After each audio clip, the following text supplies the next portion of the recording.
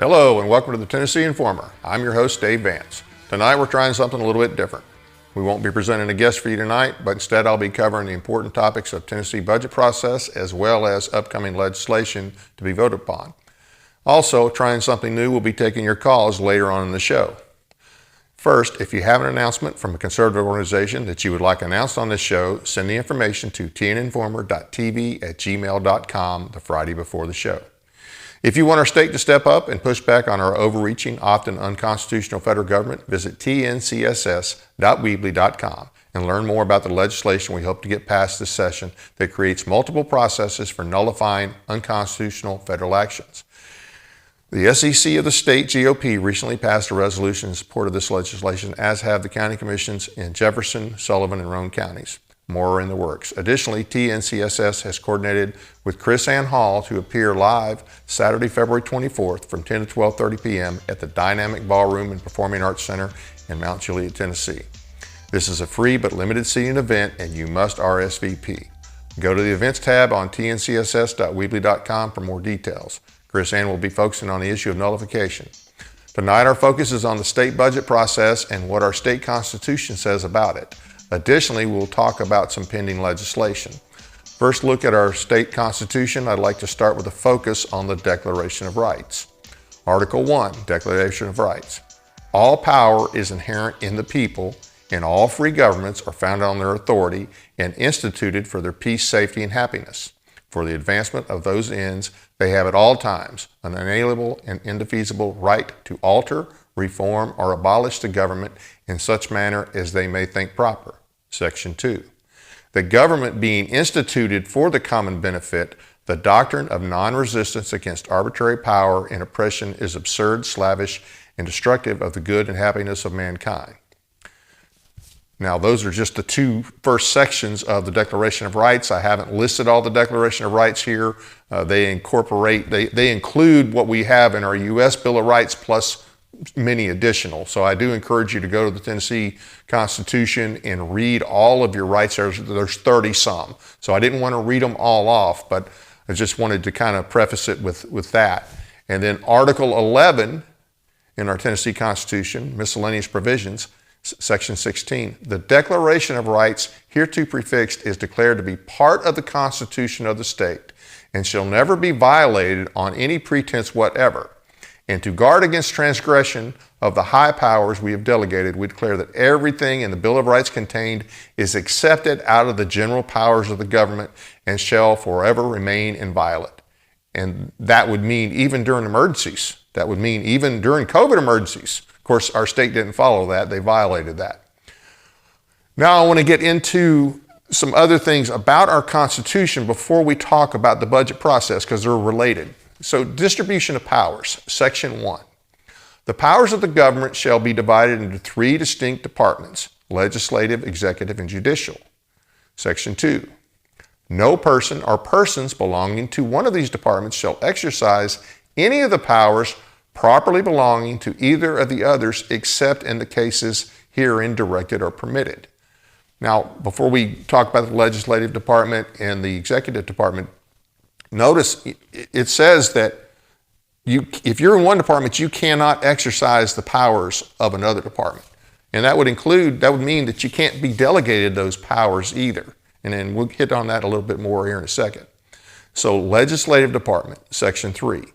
The legislative authority of this state shall be vested in a General Assembly, which shall consist of a Senate and a House of Representatives, both dependent on the people. Section 24. No public money shall be expended except pursuant to appropriations made by law. Now, who makes law? The legislative branch.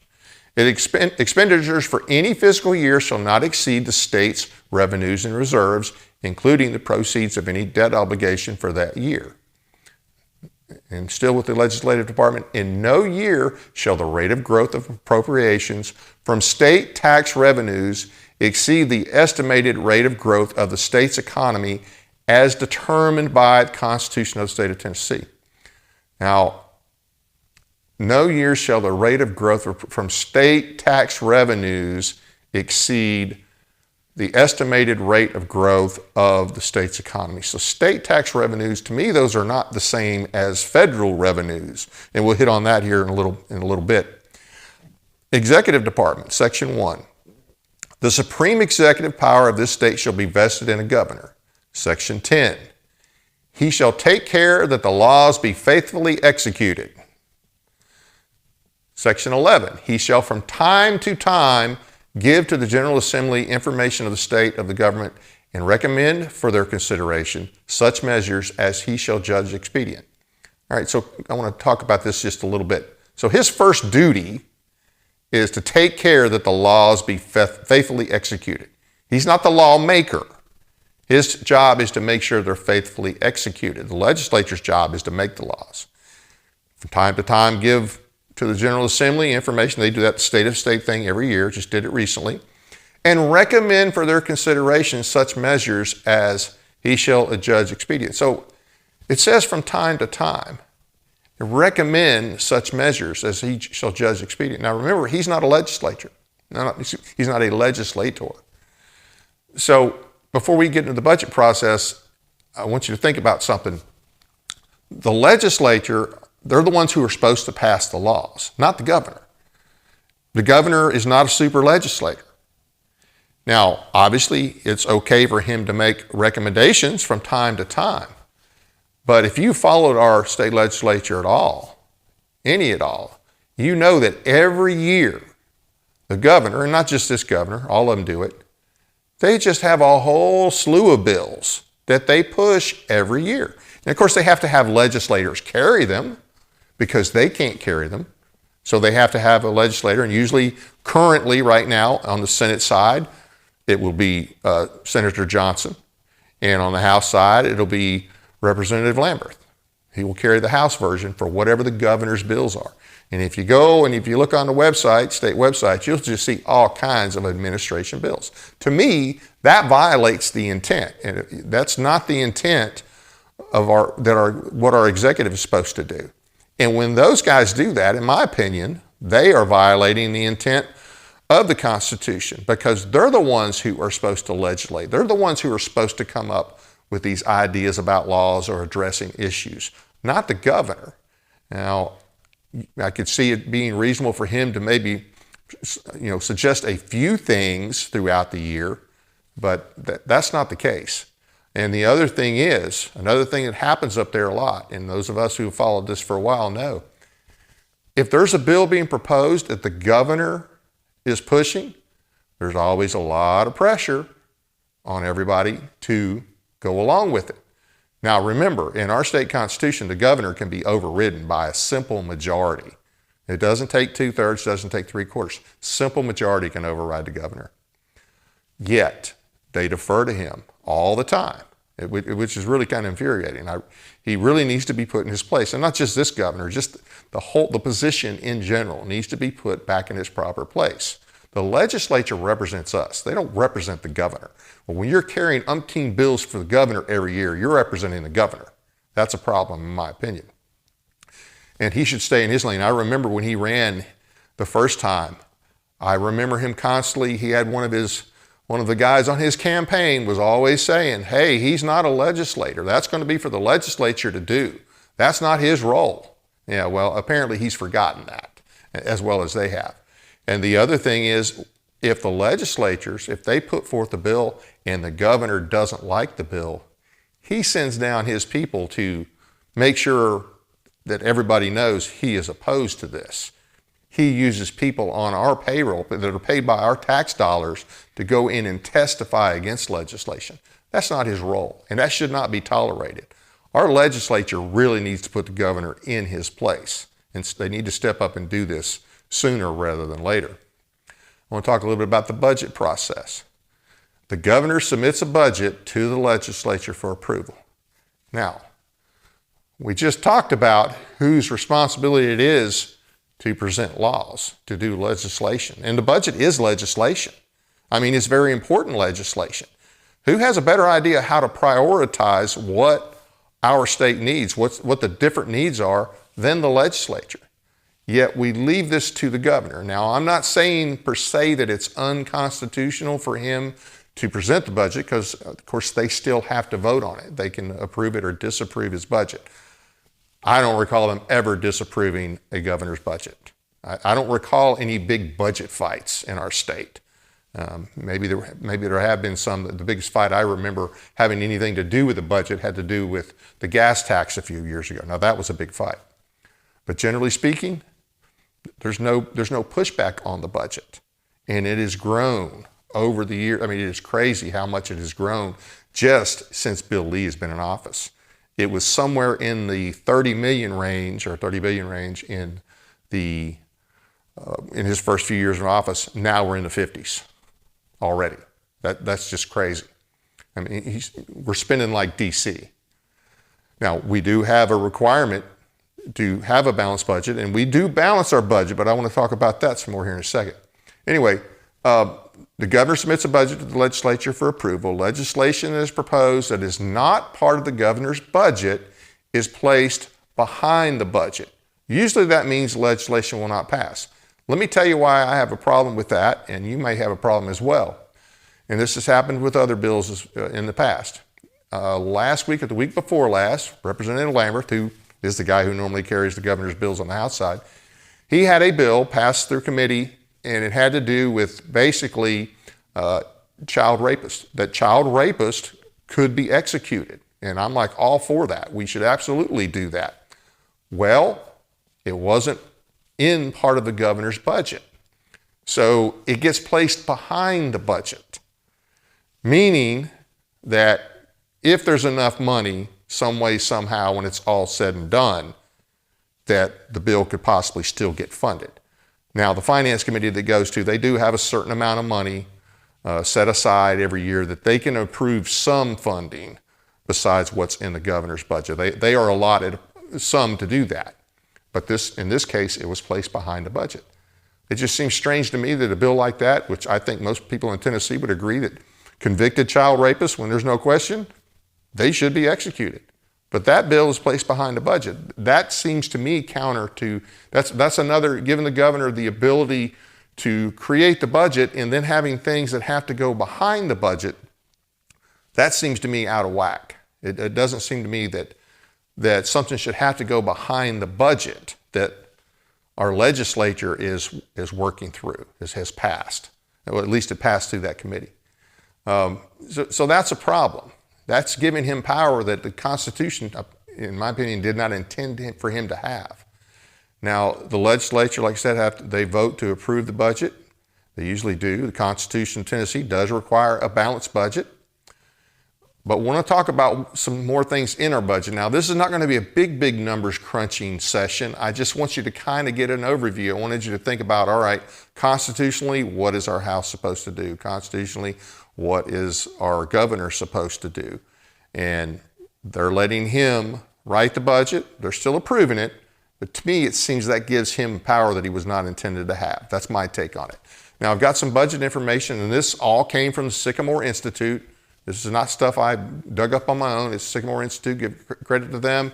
They're an independent, nonpartisan public policy research center for Tennessee. There's their website.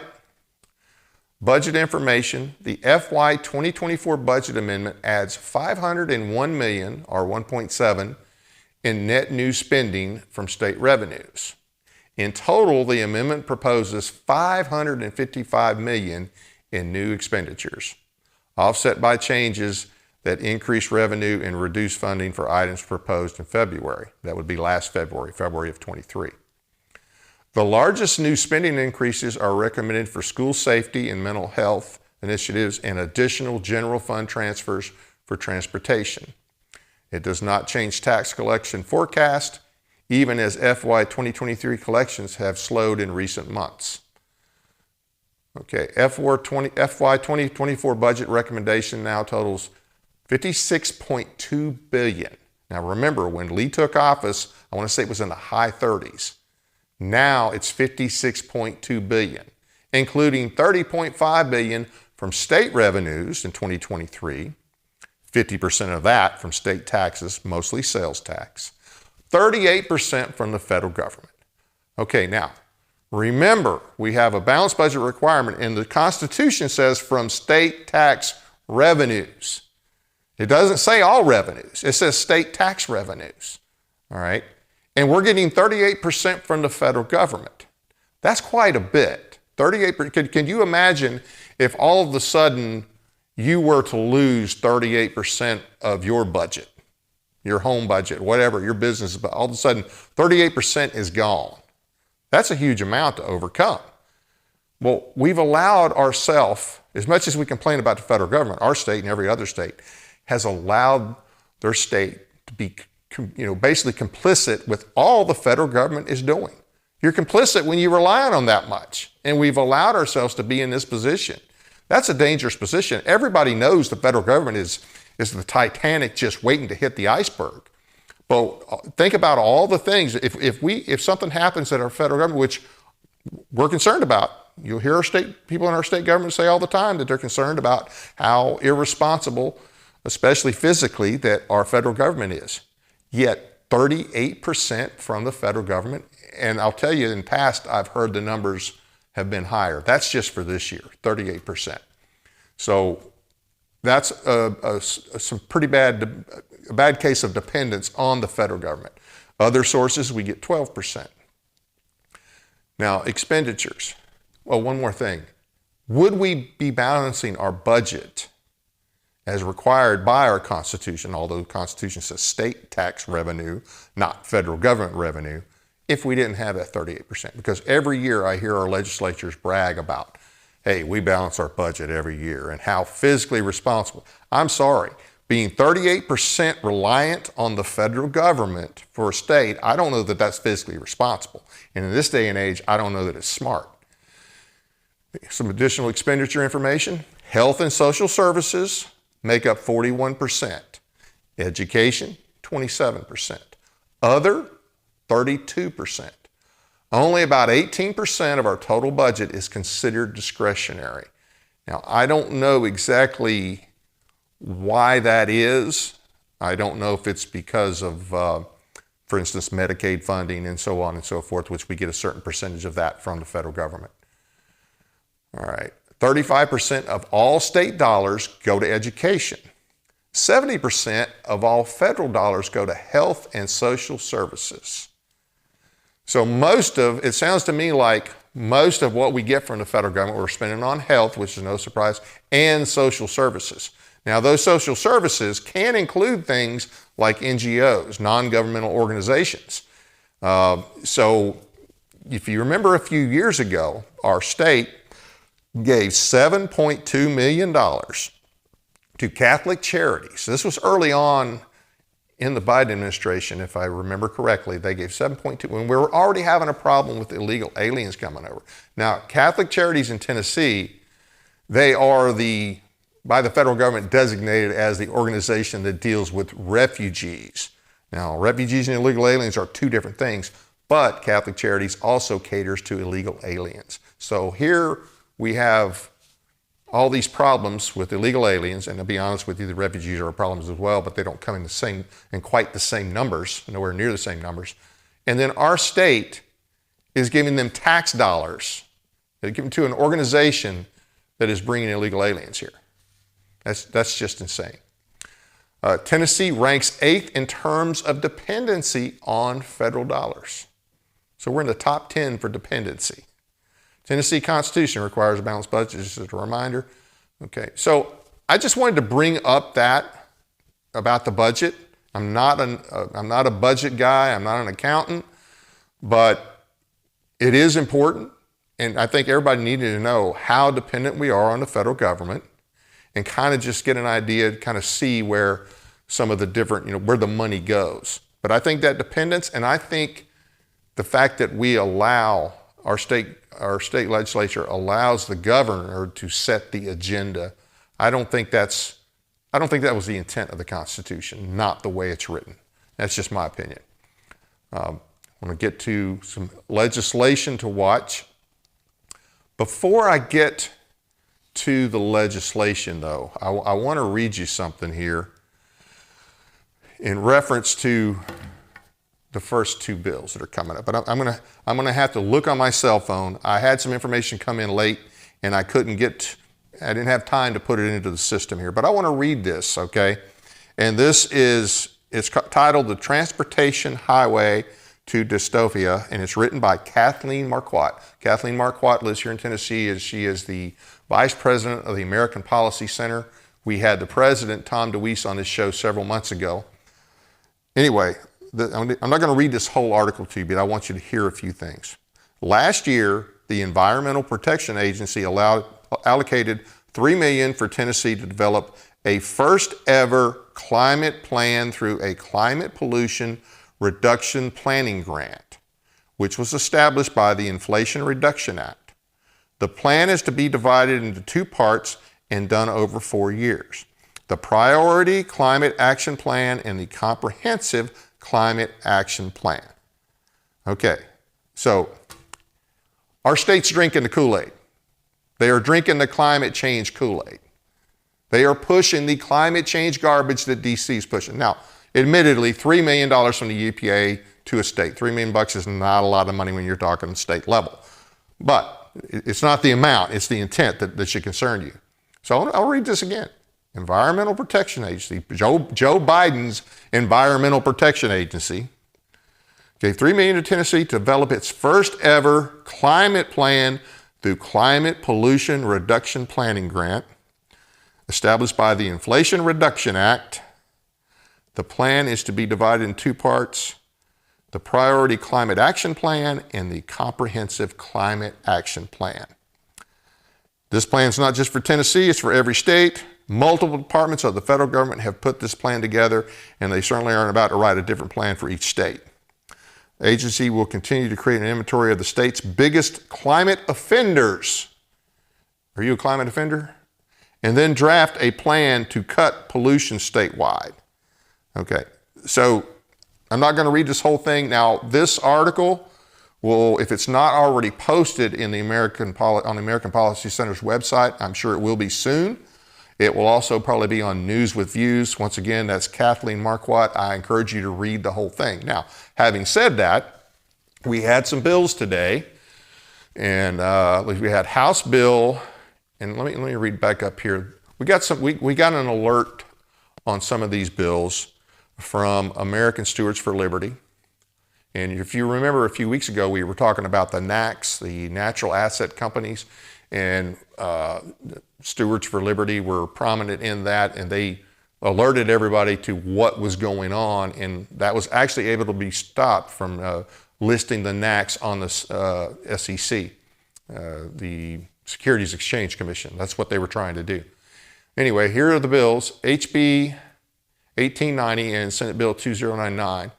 And the bill, without specifically defining conservation easements, is in fact, and this is from the view of American Stewards, all right, is in fact creating the Farmland Preservation Fund, and that is in the bill because I have read the bill, to allow the Tennessee Commissioner of Agriculture to acquire agricultural easements that impose limitations or affirmative obligations on the owner of or the owner's heirs of the servient estate, and assigns with respect to the use and management of the servient land structures or features thereon.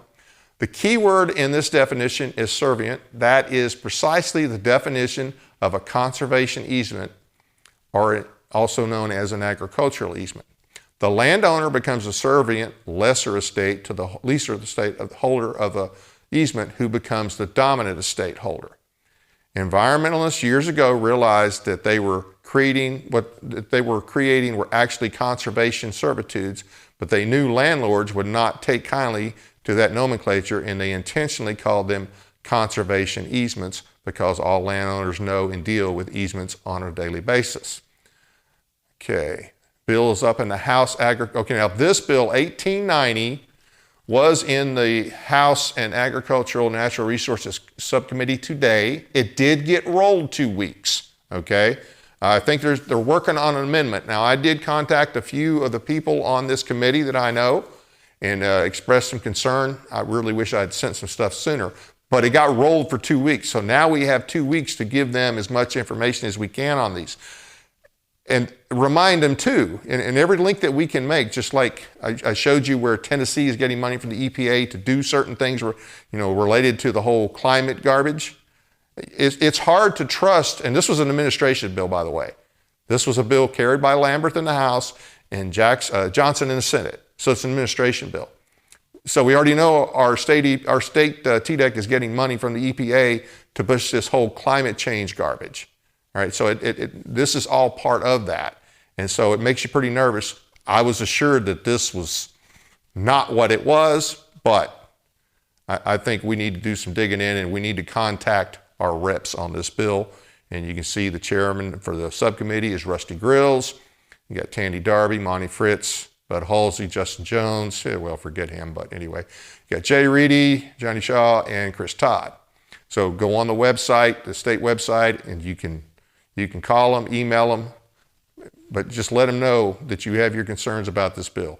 1647, Senate Bill 2069, this bill creates the Tennessee State Forest Fund and it says in our estimation being Stewards for Liberty, to be able to accept federal matching funds from programs such as the Forest Legacy Program. This money earmarked for the Federal Forest Legacy Program is specifically for conservation easements and land purchases. This program may have dedicated funds that Congress has already allocated, but if the funds from the federal program are coming from the Inflation Reduction Act, it will have potentially devastating consequences for the state. Now, I want to back up a minute. On 1890, House Bill 1890, okay, it is voluntary. They're not forcing these things on the landowners, okay? And it is, I think, for like a 15-year lease, but that is a long time. That is a long time. And go back down here to 1647, and I think I've pretty much covered. Okay, this bill would facilitate the Biden administration's 30 by 30 agenda, where they want to lock up 30% of our lands and waters by 2030. The Department of Interior claims only 12% of our nation are permanently protected. Yeah, their idea of protection and yours and mine are probably not the same.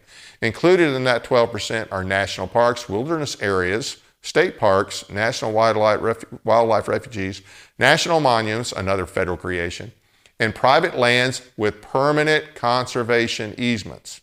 The Tennessee State Forest Fund, intended or not, will be used by environmental NGOs and the state to purchase conservation easements that will fulfill the Biden administration's agenda to reach the 30% goal.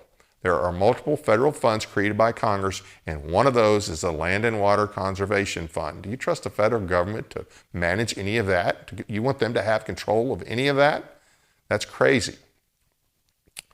Okay, looking on the USDA website, you'll find the list of proposed forest projects they have listed for 2024 National Forest System Land Acquisition Program. And the very bottom, you'll see Tennessee is one of the states where they have targeted, called the Treasuries of the Central Appalachians. They have allocated $11,649,000 for those forest lands. An additional concern is how this bill creates civil penalties for anyone who intentionally removes or destroys a threatened or endangered species. This is something that comes from the Federal Endangered Species Act and is one of the most egregious provisions. Someone charged with this violation will be put in the position of defending themselves against the agency's claims, which may or may not be valid. It can easily be weaponized against the people. More concerning is provision to enlist assistance from law enforcement authorities. Will these be local sheriffs, state, federal? That should be specified. The county sheriff is the highest law enforcement authority in the county, and in most states, this provision, if not clarified, could diminish the local sheriff's authority and the equal protection it provides to the people. The state should not liberally allowing state agencies to pick and choose which law enforcement authority it wants to carry out those provisions. So call and email. This will be in the full committee, and matter of fact, that is tomorrow at 9 o'clock, so you don't have a whole lot of time. Chairman Chris Todd and Representative Monty Fritz. There are some good people on here. Hopefully they will vote the right way. I would encourage you to be polite to all of them, but contact Chairman Todd. So he definitely needs to hear from you, as well as these others. Once again, this is on the state. See, I want to show you something. This is one committee. This is one committee. Now, That's a lot of people. That's a lot of people to have to call, okay? The House is worse than the Senate a lot of times because the House has both the subcommittees and the full committee. But that's a lot of people to call. I know you can't call all of them. If nothing else, call the chairman of the committee.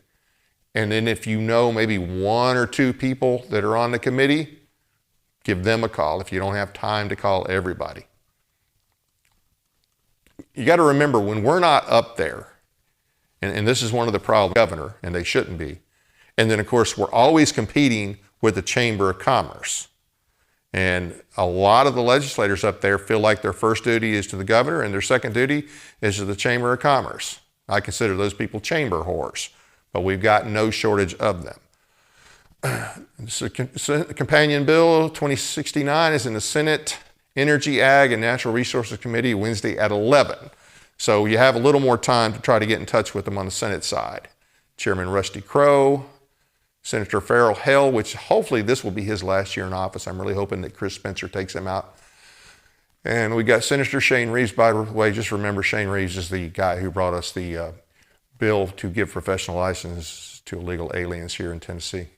Just a reminder. Okay. Now there's another legislation, there's more legislation, and for whatever reason, that one's not popping up. Creates criminal penalty for violating trafficking minors across the lines for abortion. That is House Bill 1895. And I think that one is actually tomorrow. And I did have the time. No, I do not have the time hack on that. I apologize.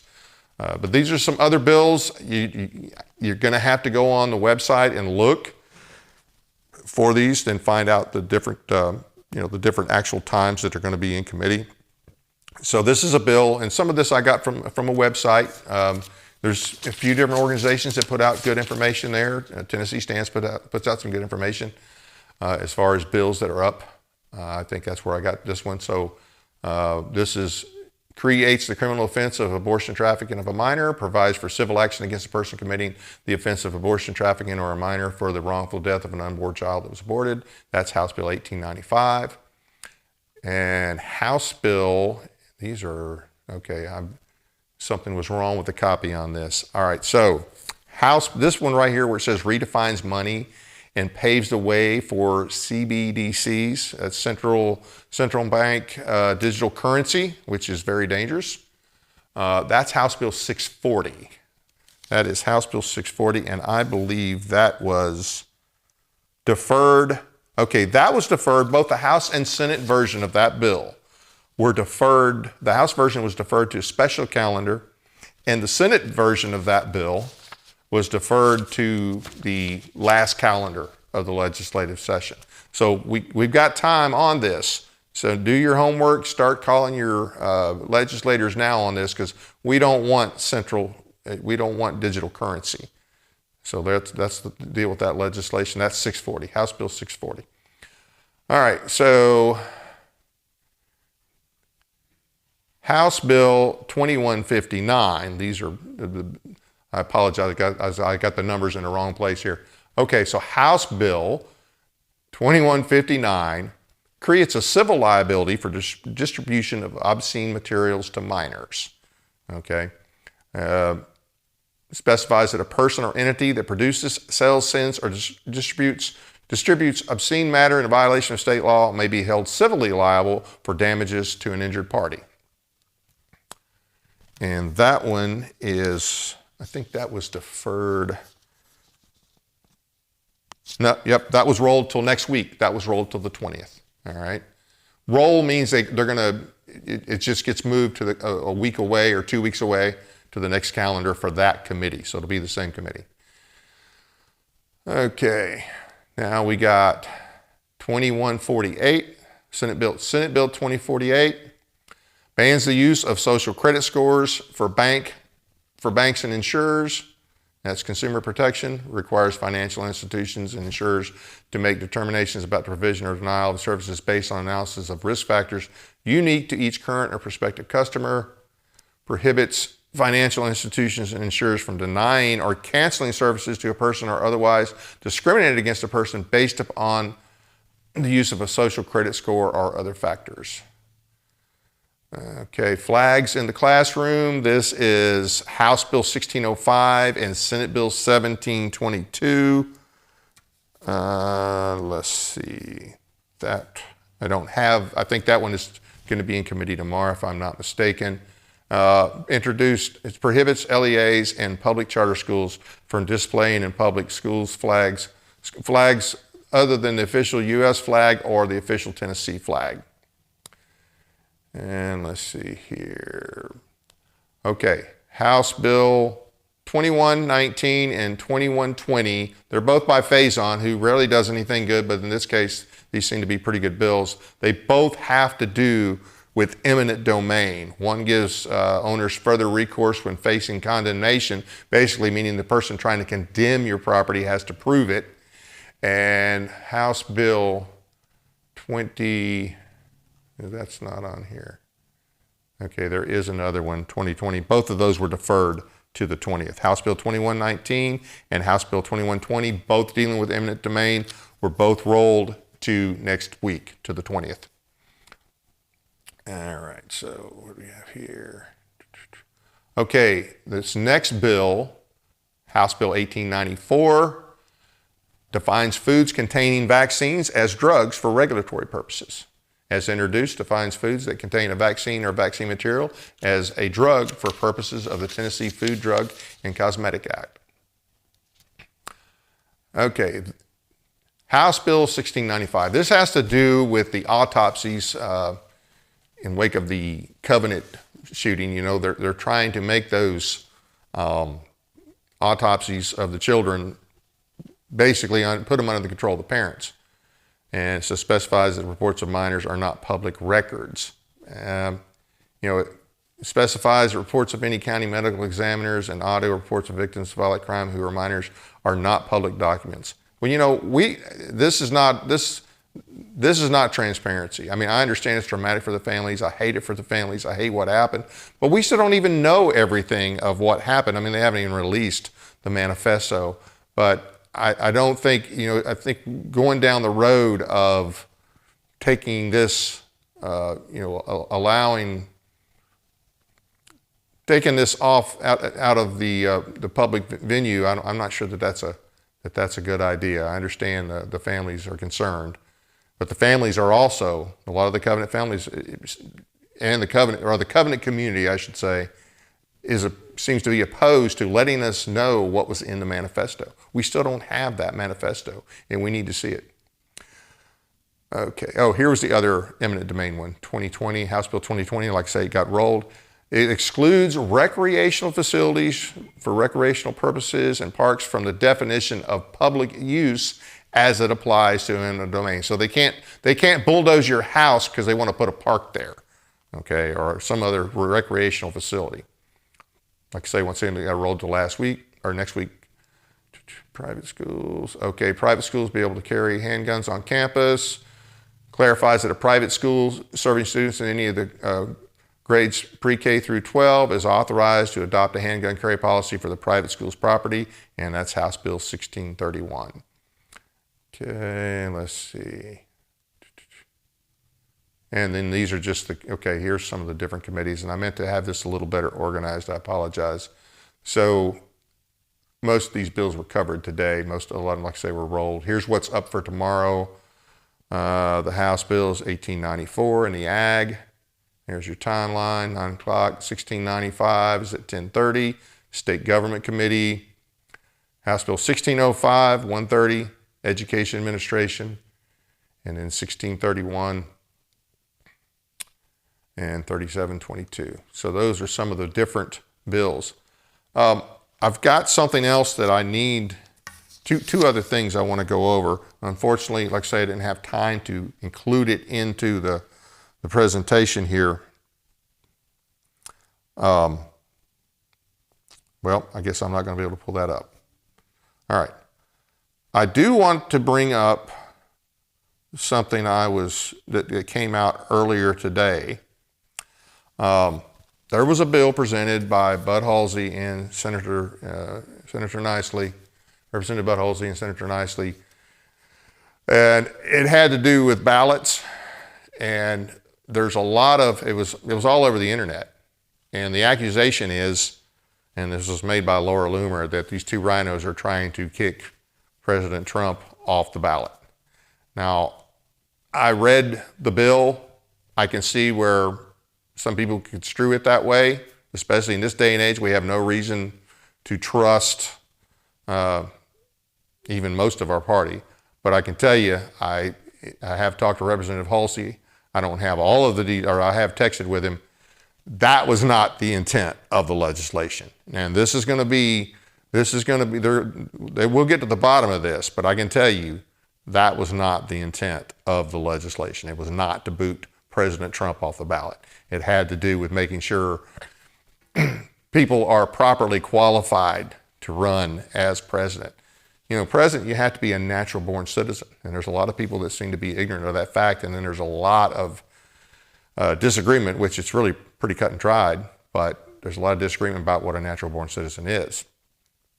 And versus a naturalized citizen. Naturalized and natural born are two different things. So traditionally, a natural born citizen, you're born in this country and your parents are also citizens of this country. Now that's the most clear definition of it. Historically, traditionally, you are the citizen of wherever your father is from. That's historically and traditionally. All right. So anyway, that's the legislation was intended to. It was not an attack on Trump, but there's a lot of concern about the wording of it, and I'm sure that that'll get resolved here sooner rather than later. Anyway, we're going to go ahead. Well, before we start taking callers, I do want to let you know next week we'll have Monty Fritz on. You know, the situation down in Texas on the border. We have sent some troops down there. We actually had some troops down there a while back, and I'm not sure how many we have, but he's going to talk to us about, as a matter of fact, he's basically making sure that we do everything according to our state constitution in reference to Tennessee troops down on the border, as well as some other important legislation he'll be working on. I know one of the issues he was going to deal with was the issue of essential.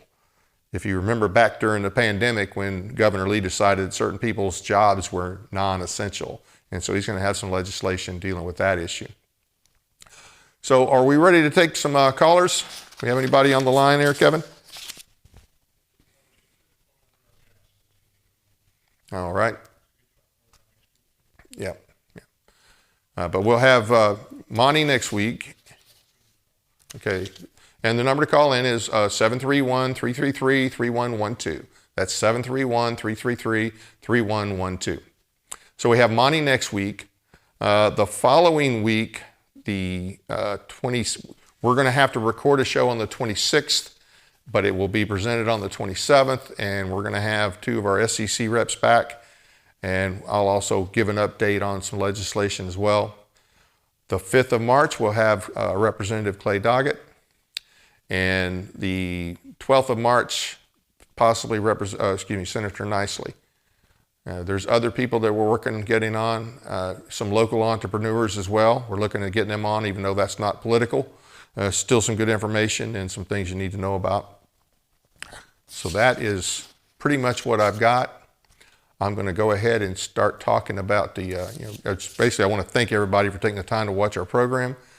Please be sure to hit the like and subscribe buttons as well as the notification bell to stay informed about our upcoming shows. And a reminder, you can now listen to us as a podcast on Spreaker.com. You can find all the audio-only podcasts of your favorite episodes on our website, TennesseeInformer.com, or do a search for the Tennessee Informer on Spreaker.com, where you can also download the Spreaker app for Android or Apple phones. We're excited to announce the Tennessee Informer podcasts are now available to listen to on iHeartRadio, Spotify, Amazon Music, Google Podcast, and several other podcast platforms.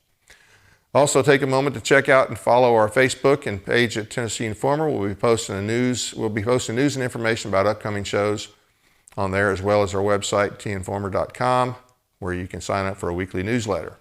We are now on Twitter as well, twitter.com/teeninformer.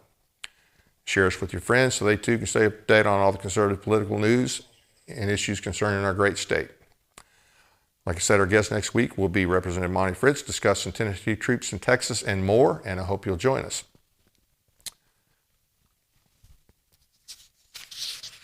Okay. All right.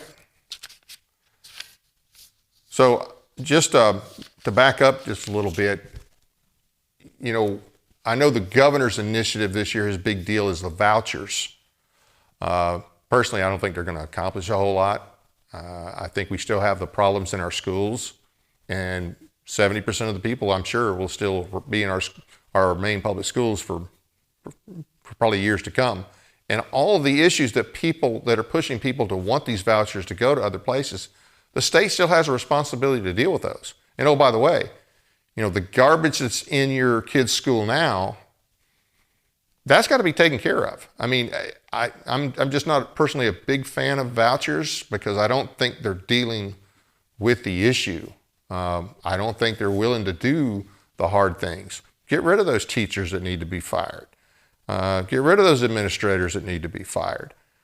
Those are, and especially, it's a problem too in the rural areas. Rural areas don't have a lot of places to send their people or to send their kids. You have one high school.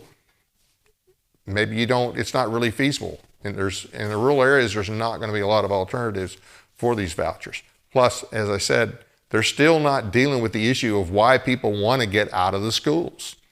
And if you look, earlier we talked about an obscenity bill. Well, they passed a bill last year to keep this obscenity out of our libraries. Well, guess what? It really doesn't have a lot of teeth. That's why they're coming back and taking another bite at it this year. And there's another bill on obscenity as well, trying to deal with that. I don't understand why it's so hard to put out a standard within our state and force our schools to go by it. I don't understand why we can't enforce basic things like that, like not having obscenity and pornography in our schools or in our school libraries. But we just can't seem to get that done yet. We're going to create this voucher system, and by the way, wherever they go with the vouchers, they're still going to be under the same state standards. So anyway, but another thing to consider, the situation in our country right now, he's focusing on vouchers. Hey, what are we doing about the border? I mean, we're going to send some troops down there, and that's all fine and well. But every state's a border state now. What are we doing in our state to demagnetize Tennessee, to make Tennessee the most unfriendly state to illegal aliens in the United States? That's what our goal should be. But that's not what our legislature does.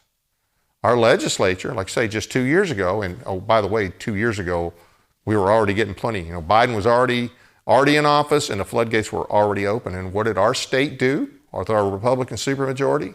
They passed legislation giving professional licenses to illegal aliens. And they're going to build on that this year. We'll probably cover that in another episode. We have a real problem. I mentioned the Chamber of Commerce. One of the problems with them is they are very much pro-illegal alien. And now that legislation that I just mentioned that was passed by Shane Reeves in the Senate and Bob Freeman in the House, oh, by the way, a Democrat, they let a Democrat actually run a bill to advance licenses, to authorize professional licenses for illegal aliens. And oh, by the way, our state gets hung up on this thing. Well, they have work authorization. Joe Biden is handing out work authorization at the border. How can anybody look at you with a straight face and say, well, they have work authorization, as if that means anything? So we need to get the word through to our legislature somehow that we want them to demagnetize our state. We don't want more illegals. We want illegals to stay clear of Tennessee. And we need to take action to do that. Now, the borders are wide open, so we have the threat, and we already know, the FBI has already told us that there are bad actors who have crossed the border. They know that. And then there's all the gotaways. Well, we don't have a clue about those people, but I'm guaranteeing you they're not here for good reasons. We're essentially on our own, okay? Well, what is our state doing? I mean, I'm glad we're going to send some people to Texas. I hope we send a lot of people to Texas and help keep them from coming across the border. but they're still going to Arizona and they can still fly to Tennessee, right? So, and bad actors, whether they're the Islamic terrorists, whether the Chinese, Russians, you name it, Venezuelans, pick an enemy. They're here. What is our state doing? It would seem to me in this day, it would seem to me that there would be something, since the security of our state is one of the primary responsibilities of our government, that we would be focused on, okay, how are we going to keep our citizens safe as much as possible? I don't hear any kind of public announcements on, hey, see something, say something at state level, or what even to look for. You know, it just seems to me like the state should be stepping up more. I'm not confident that our state is doing what it needs to do since the federal government has failed. You know, just because the federal government fails to uphold its oath, that doesn't let the state legislature off the hook, or the governor, okay? They should be proactive and try to say, okay, federal government has failed. We have to find a way to identify dangerous people coming into the state. We have to have a plan. What if we get hit? I mean, I know they have a plan. I know the TEMA has a plan for the Madrid fault line. Okay, I got that. So why don't do they have a plan for if we get hit, you know, that there's a terrorist attack inside of our state? Does our state have a plan? I mean, I just don't have a lot of confidence because I don't see any kind of focus on this other than we're going to stand with Texas. Standing with Texas is fine. We should stand with Texas. But we should also stand up in our own state and do what we have to do to keep the bad actors out. And I don't have all the answers on how to do that, and I understand it's a complicated situation, but I don't see any focus on it. And I'm not comfortable knowing that our borders are wide open, and it seems like our governor's main thing is vouchers. It just seems to me to be out of kilter. Anyway, we don't have anybody on the line, so we're going to go ahead, and I appreciate everybody tuning in. Hope you'll join us next week. That's it for now, and good night from Paris, Tennessee, that is.